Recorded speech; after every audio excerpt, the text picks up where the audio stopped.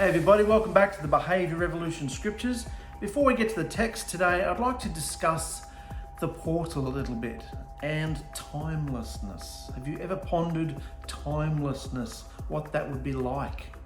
It was in an article I read in our last episode, but I had a lot of things on my mind. I was a bit distracted, the last few days, and I read the article, but I'd like to go into a little bit more because I've been thinking about timelessness a bit.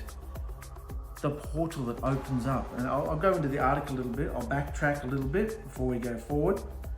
5 steps forward, 2 steps back, because I want to explain this portal scenario and the interdimensional realities that's going on all around us. But see, it's invisible. We can't see it.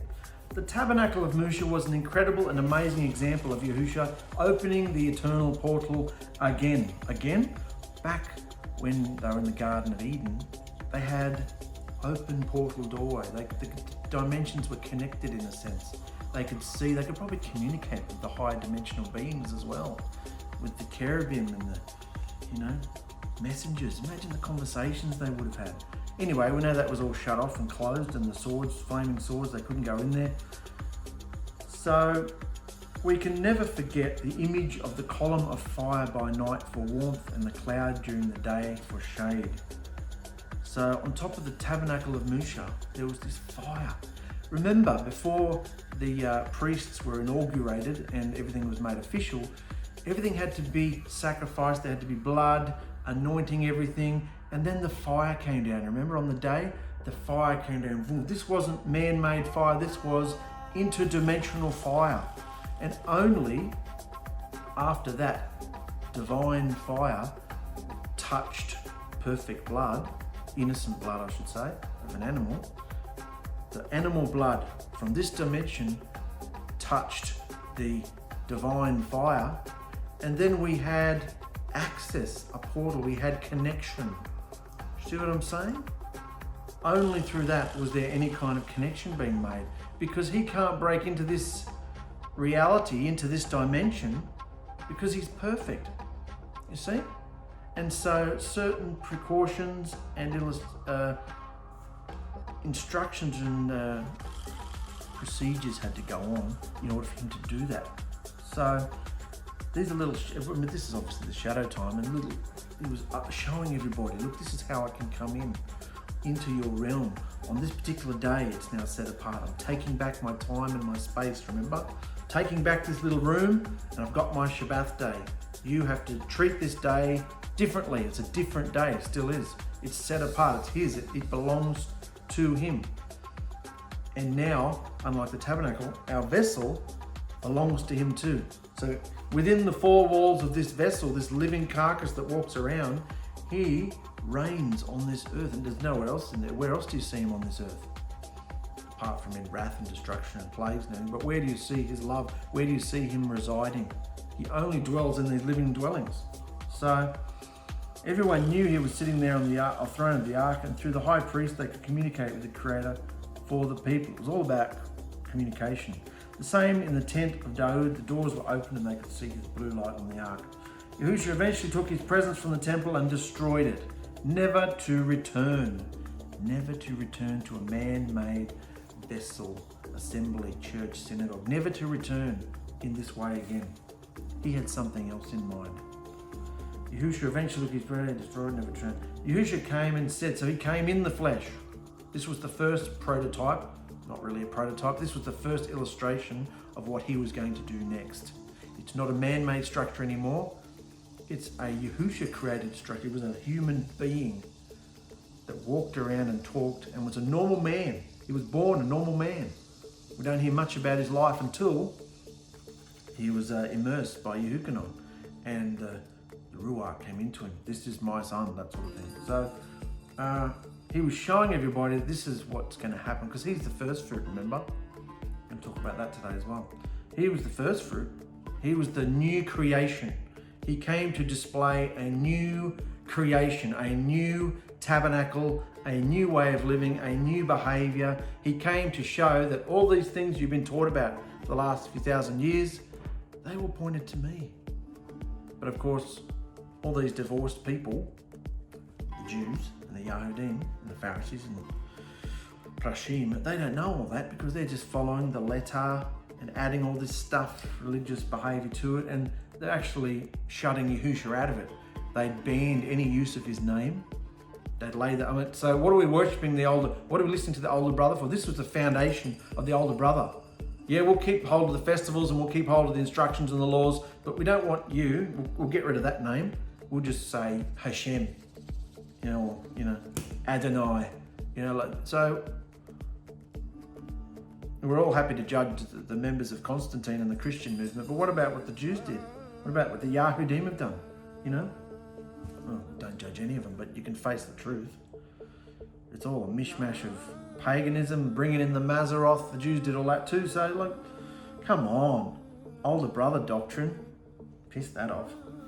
Yahusha came and said, your body is the temple, just like he was. Your body, this earthly vessel, is the temple.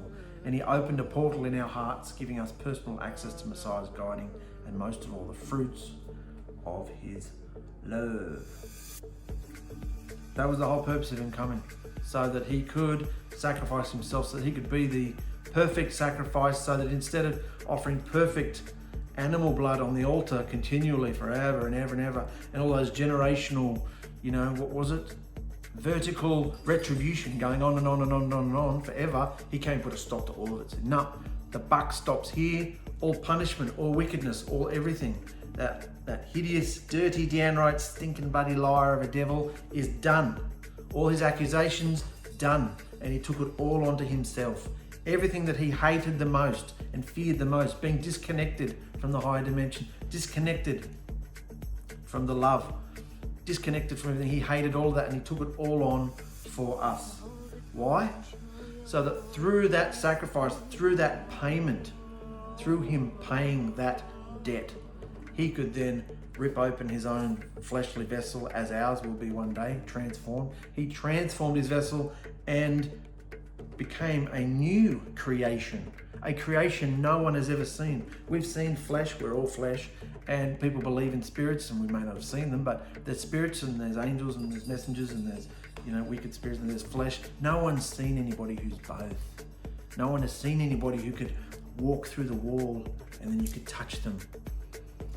The atomic structure of their being could, vibrate so quickly that they could, like the Flash, he can vibrate his hand so much he can put it through walls and stuff. Yahusha, they're all just copying Yahusha, all the comic book stuff. Imagine this kind of creation that we're going to become, this creature. This was a first fruit resurrected creature. And we're going to follow in his footsteps. That was the whole purpose of him giving up, shedding his flesh, his blood, perfect blood, sacrificing so that he could then, 50 days later, pour it out. Pour it out. Remember, he had to be consumed to light the fire. And we did that one where any kind of light or energy or anything has to be fueled by something. He was the fuel. He is the fuel. Through his sacrifice, we are now lit. Get lit. Get lit, mate. So Yahusha came and opened a portal that no one can close. Those little portals. Sorry. Alright. Yahusha came and opened a portal that no one can close, and by following his instruction, we can have access to his presence through this portal. Then Yahusha comes into us through his spirit, shows us how to overcome the evil of this world and cleanses us. That's why we have power to overcome, because we're connected to his dimension.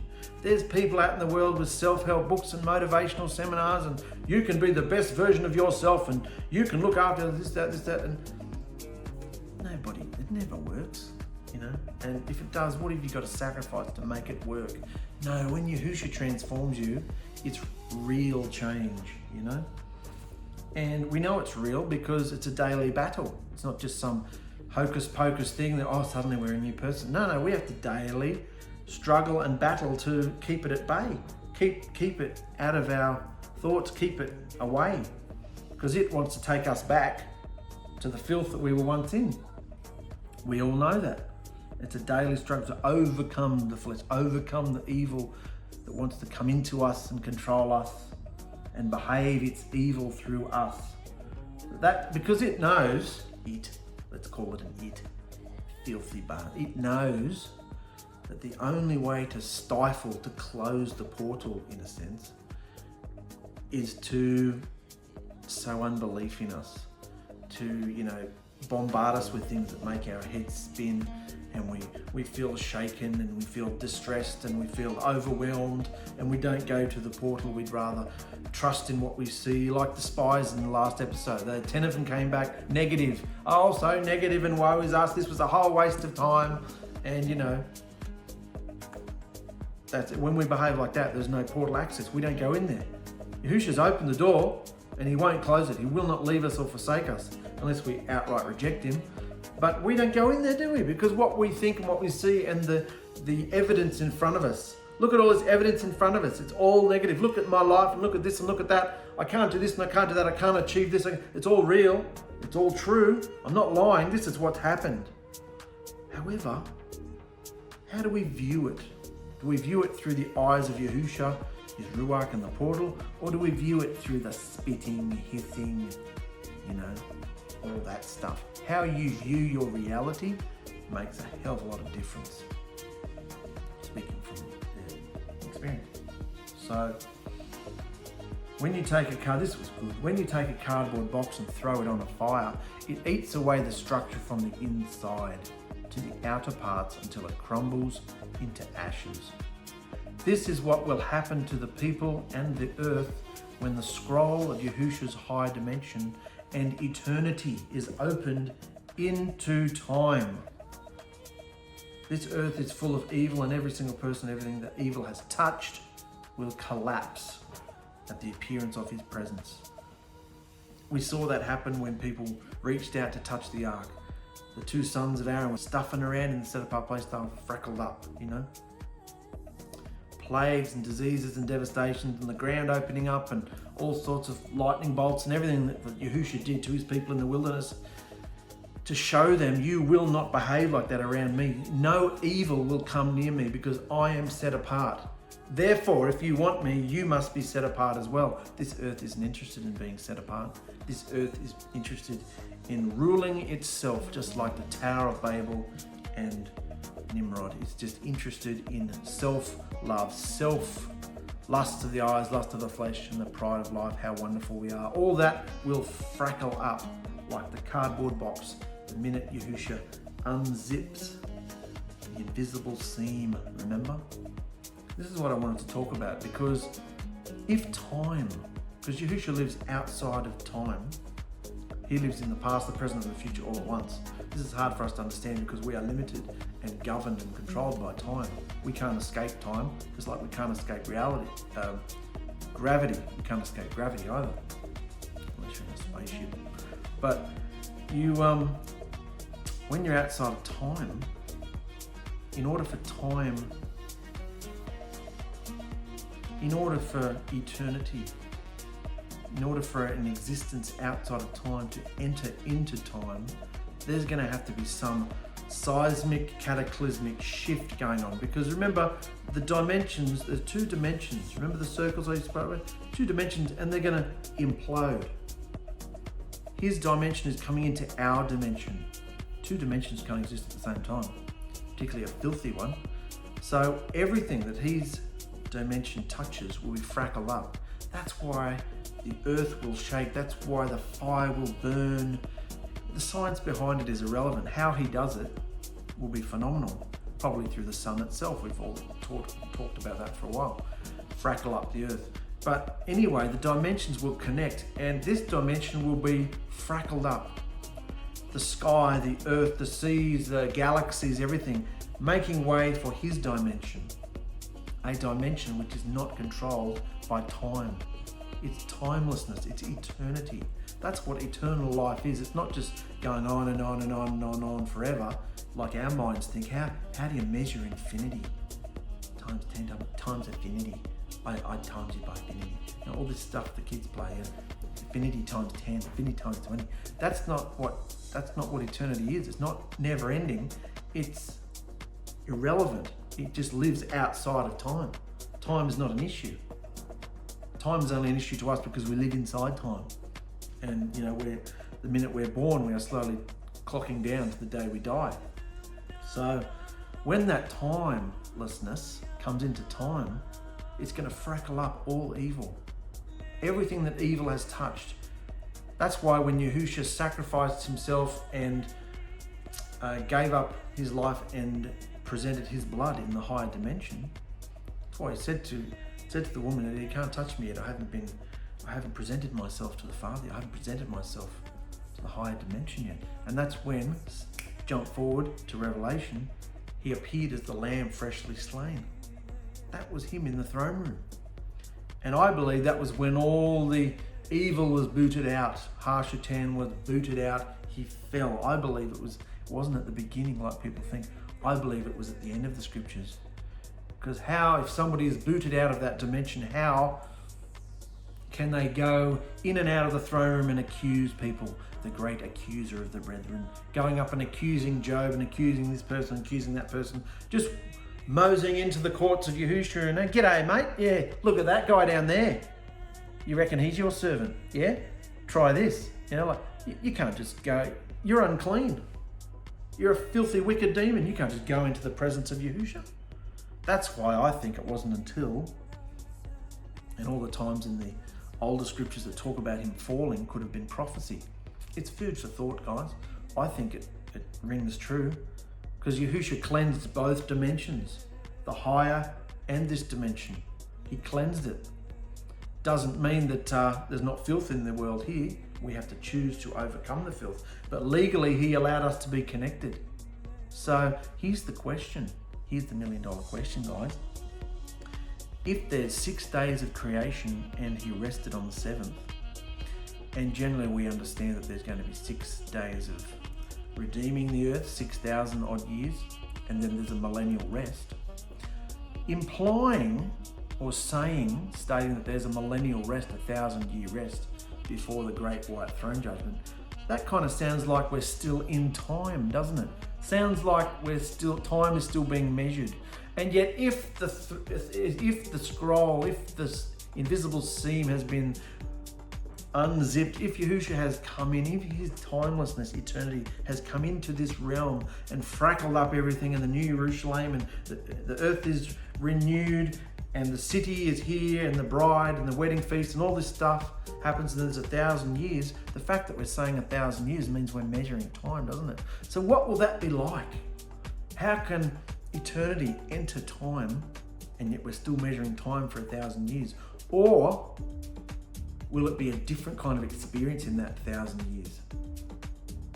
And then timelessness kicks in at the end, after the great white throne judgment and all the filth has been annihilated. I don't know. It's interesting though, because how can his dimension come into this dimension if we're still confined by time? How can an everlasting, immortal, first fruit body connect with us if we're still flesh and blood? It can't. That's why this flesh and blood has to be rent, it has to be transformed, as the fire comes probably, transformed in order to put on immortality, put on the first fruit resurrected body just like Yahusha has. These are all interesting questions to chew on, guys, because I believe, if one dimension is living in eternity, timelessness, and it comes into this dimension, which is governed by time, one's got to give way. So what will our existence be like during that 1,000 years? Will we be measuring it as 1,000 years, or will we be actually living in eternity? I don't know. It's interesting to think about, isn't it? It gives us some perspective instead of just looking at the hideous reality we live in now in the world. Look at what's coming, guys. Look at what's coming. The earth is full of evil, and every single person, everything that evil touch will collapse at the end, the appearance of its presence. Time is limited. There are many scriptures stating that the universe will melt, the sun will go black, and the moon will turn red. All the islands, mountains, and tectonic plates of this earth will be shifted and burnt. It will be a very different earth. It will be a very different earth after this. For Yahusha's bride, Yisrael, to experience. It will be very different. Very different. Is that going to be when the marriage home is restored? Is that going to be when this earth is renewed and transformed back to the Garden of Eden? I guess technically No, I don't think Adam and Eve were living in time. I think Adam and 𝗂𝗓𝗏 were living outside of time as well. I think time kicked in as soon as they disobeyed. Because on the day that you disobey, you will die. So Adam and 𝗂𝗏 were living in the marriage home, a marriage home existence, and they were immortal beings.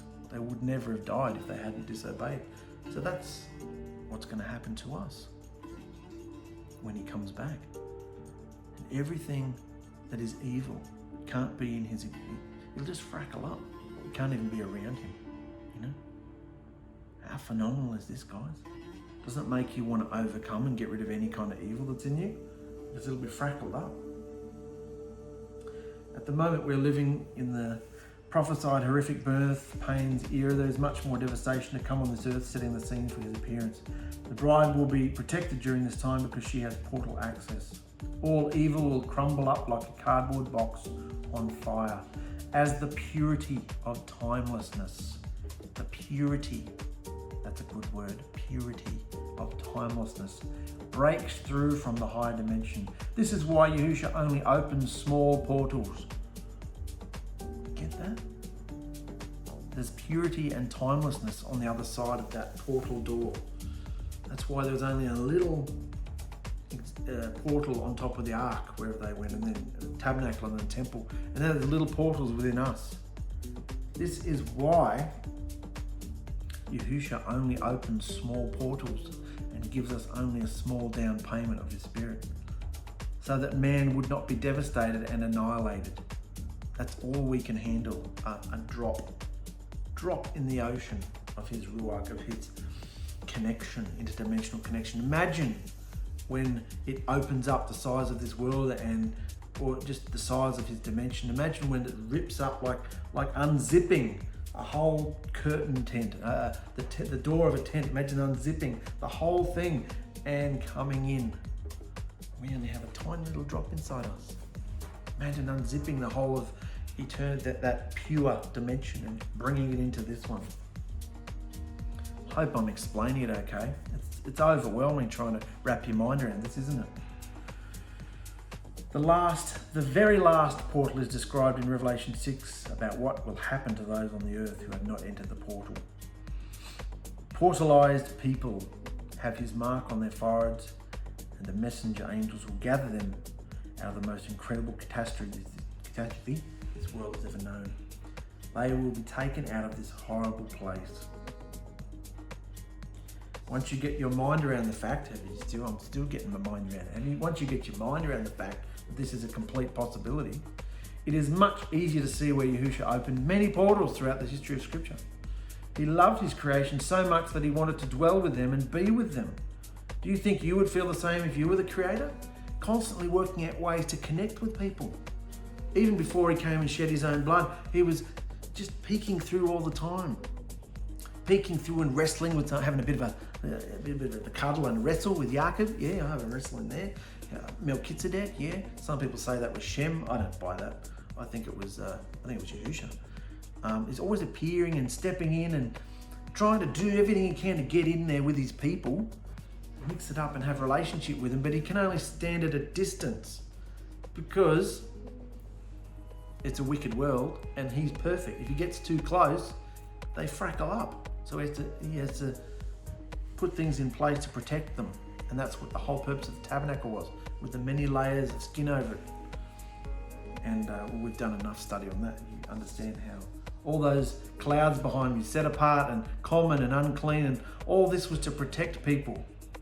That was the whole purpose of the Levite tribe, to stand around the tabernacle and protect the people. It wasn't so much about protecting Yahusha, because anything that touched Yahusha would be frackled up. It was protecting the people. Don't come near here. So there's a picture there of the earthquakes, volcanoes moving. All that's going to happen, guys. This earth won't resemble itself by the time he comes back.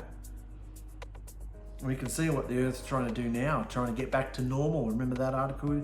Getting back to normal. Normal is wicked and filthy. Yahusha hates the normality of this world. Oh, that was it. That's the article.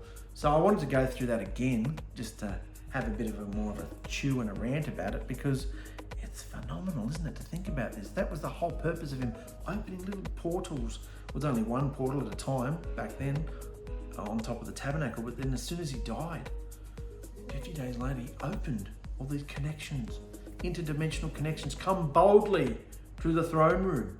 How do we come boldly to the throne room? You're in a different dimension because he's opened a portal, a portal.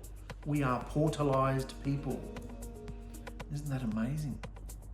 So I just thought I'd put that to you about the timelessness. Timelessness is going to come into this dimension when Yahusha comes back. So where does that leave us with 1,000 years? Will it be 1,000 years ticking away like it has been the last 6,000 years? And we don't know what it is. The people who state, we're in the 5,000th and 30th, people who are measuring time have no idea. They don't know exactly the exact year that time kicked in when Adam and Eve fell. They can guess, educated guesses, ignorant guesses, it's still guesses. And for those who say it's been over 6,000 years, well, they're definitely wrong, because according to Yahusha's timekeeping, he's coming back at the end of the 6th day. There's going to be the 7th day of rest. And if anything, he'll be coming back earlier, not later. We won't know the day or the hour, but we're looking for the times and seasons, because he came back. He came smack bang at the right time for his death, his birth, his death, his resurrection. He did all those according to the feasts, the appointed times. Remember, the Moedim, appointed times. Something always happens. He stuck to his own appointed times. That's why it's important to click into what he's doing at the appointed times, not what we're doing, and not what he did back then, what he's doing now and what he's going to do. Maybe he'll do it this year. Maybe this year will be the year that timelessness, the purity of timelessness, comes through that scroll, unzips the reality. I mean, the dimensional, isn't that amazing, guys? If you've seen enough sci-fi things, you can wrap your mind around this, but it's still a mind melt. So anyway, we've nearly hit half an hour. So does this give you strength, brothers and sisters? Does this encourage you that he's always looking over, always watching, always connecting with us all the time? We have that connection. I've said it 1,000 times now. We go into the portal instead of relying on what we see and hear and know and what's going on in our life and what the counsel of our life and the people in our life and the counsel with which they give. Is that as good as what's in here? Do we govern our moods? Do we govern our belief, our future, the future of our children, the future of everything? Do we govern it by what we see and hear and the people that are involved in the natural? Or do we go in here and see that Yahusha does everything? He does everything. And we just have to watch him do it. Yeah? Step out of the intrigue, step out of the arguments, step out of all of it and watch him have his way in our lives. Because this whole world is crumbling. Can't you see it? All the religions are crumbling. The governments are crumbling. All the nations are crumbling. The sanity is cracking. People's sanity is cracking. Look at this virus. Thousands and thousands and thousands and thousands. And yeah, people say it's a scam and people say it's this, people say it's that. But whatever it is, it's still shaking the whole world, isn't it? It's still, something's happening. Everybody's going mad. Whether people are dying from the virus or not, or whether it's a lie, or whether it's a cover-up, or whether it's this, or whether it's that, the whole world is still freaking out and locked in their homes, aren't they? So there is a truth. Something's happening. No matter what the science, no matter what the death toll, no matter what, Yahusha's still doing something, isn't he? Wars and rumors of wars, viruses and rumors of viruses, fake news and real news, conspiracies, and everything is happening in this world. Are we going to get caught up in that? Or are we going to trust Yahusha? Because this is just going to get worse. This is just the beginning of birth pains. When did the birth pains begin? Who knows? But this virus is nothing like we've seen before. The hype and the apparent death toll and the whole fear. What about the fear everybody has? The fear, everybody's locking themselves in their homes, afraid, It's really affecting the whole world. So it's not going to get any better. I mean, everybody's panic buying all the groceries, toilet papers and pasta sauces and, you know, cereals and cartons of milk and all sorts of stuff. I said to my wife, this isn't going to change. People are not going to want to get caught out like this again. They're going to be stocking up forever now. They're going to be buying more than they need because there's no way they're going to want to have to go through this again, you know. And they'll be looking after _1 themselves. So I don't think anything's going to go back to normal myself. There might be some vague normalcy return, but what is normalcy? What was that article about? There is no such thing as normal. No one can define it, particularly this day and age. All sorts of freaky dicks are becoming normal. Men are becoming women and women are becoming men and children are becoming adults. Adults have always behaved like children. You know, people are getting it on with dogs and trees and cats and, you know, you can marry whatever you want these days. That's the freakishness, hoary, depraved iniquity and filth and evil that we live in. Just like the days of Noah. And Noah didn't concern himself with the world, did he? Didn't concern himself with trying to deliver people. He concerned himself with delivering his family because that's what he was told to do. So you do what Yahusha tells you to do. And if he wants you to bring someone along with you, it'll be obvious. It'll be obvious. You won't have to force it to happen, force conversations and stick things all over you to invoke anger and invoke conversation, invoke this and invoke that. When Yahusha does something, you can't deny it. That's what I want. I'd rather shut my mouth and wait for Yahusha to make something blatantly obvious in front of me, because then I know it's him and I haven't stepped in there and tried to do something of myself. So keep chewing on this whole idea of the portal, guys, and the interdimensional purity that's going on the other side of the doorway. That's what we're connecting to. That purity, that love, joy, peace, patience, kindness, all those attributes, all those behaviors, fruits of clean, wonderful behavior are coming from that portal within us. There's no other portal. Show me any other portal. Nowhere. It's nowhere. So we didn't get to the scriptures today, but I thought it was important to go into that again because I had things in me I wanted to say. So I've said them. See you later.